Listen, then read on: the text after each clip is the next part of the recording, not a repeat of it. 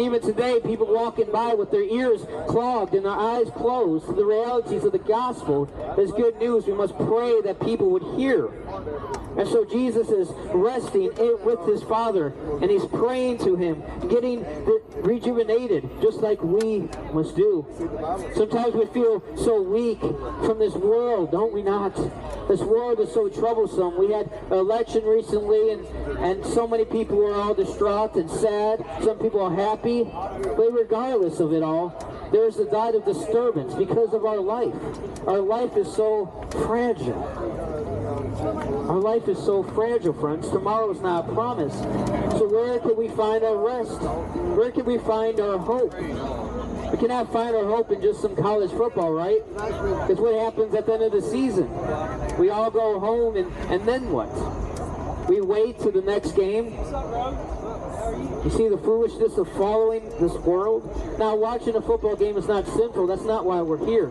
We're here to proclaim Christ. But there's something more meaningful than just football and alcohol. There's something more meaningful than just your alcohol and pleasures of this world. The blood of Christ. And when evening came, the boat was out on the sea, in the middle of the sea. Now these disciples were fishermen. They know how to row a boat. They knew the land of the sea. They knew all the rocks were. They know how to travel the Bashida, but yet this particular night they're struggling because of the storm. The boat was struggling. They were trying to get to the other side, and they couldn't. And the evening came, about the fourth watch. Christ was watching them, and they see that the wind was against them. And Christ meant to pass them by.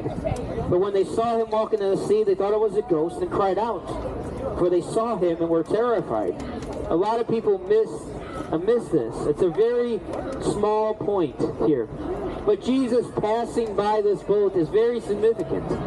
Again, the gospel writer Mark is showing and demonstrating that Jesus Christ is the Son of Man. And he points to two figures in the Old Testament. If you go back to the Old Testament in Exodus, you see Moses, the great forefather of us. The one that God gave the law to us through the Ten Commandments.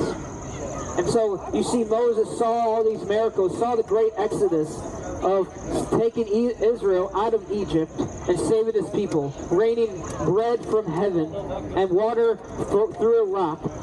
Saw all this great miracles, saw the Ten Commandments come down and written on a stone. He saw all his great commandments, but yet he still wanted to see God's glory.